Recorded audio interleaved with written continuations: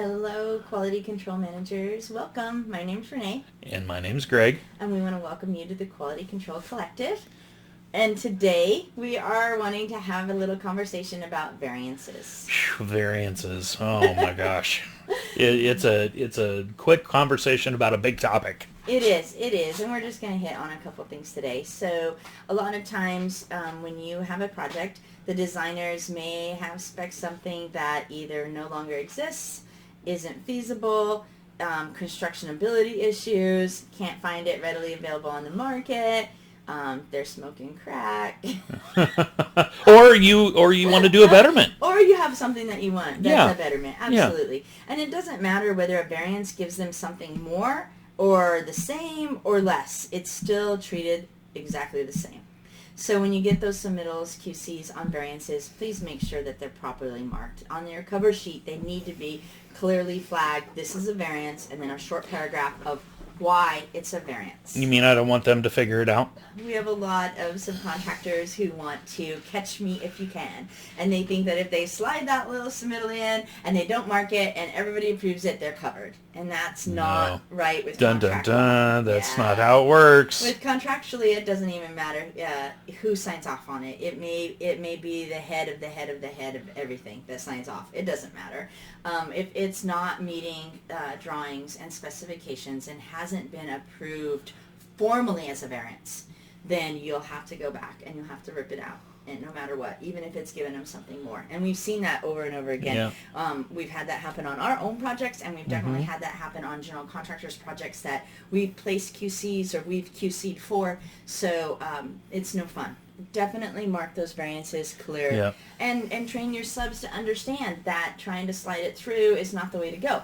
The way to go is to get it approved. And if the variance is tied to money, remember that the submittal is not where you're going to get those added funds. You got to put an RFI in. Yeah. So get that variance approved and then attach that to an RFI, because that starts the monies rolling. That's the money ball roll.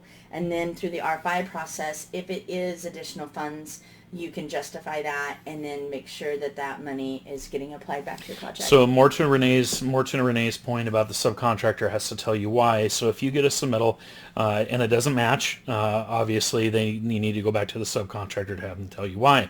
If you get a submittal from a subcontractor and it's marked as a variance and there's no explanation, you got to go back. So talk to that subcontractor.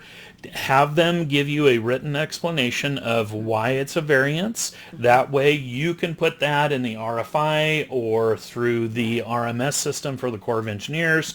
You can mark it as a variance and be able to speak intelligibly to why it's a variance. It's really, really important. It's important because we have actually had projects get to final inspection or the commissioning process and someone noticed a valve is different or a finish is different, and if you don't have this paper trail of the variance from the very beginning during the submittal process, then you're stopped and you're ripping stuff out. Will an approved variance, if it's found later, cost you money if you have to tear it out? Nope. That costs them money. So that's another important aspect. This variance covers you.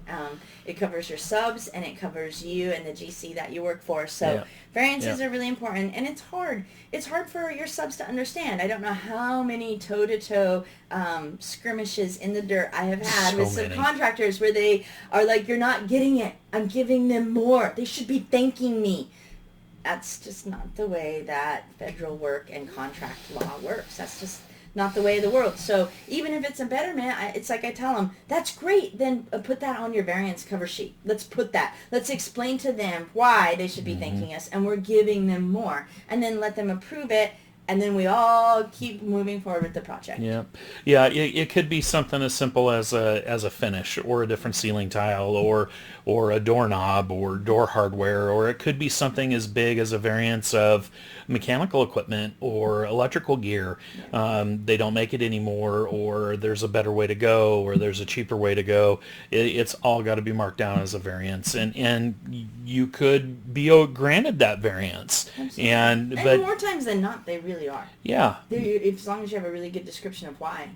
But they got to be marked that way. They do have to be marked. Yeah. So we really hope that these little tips and tricks have helped you today. If it has, give us a like down below. Thank you so much, Follow everybody. us. Have a great day. Bye.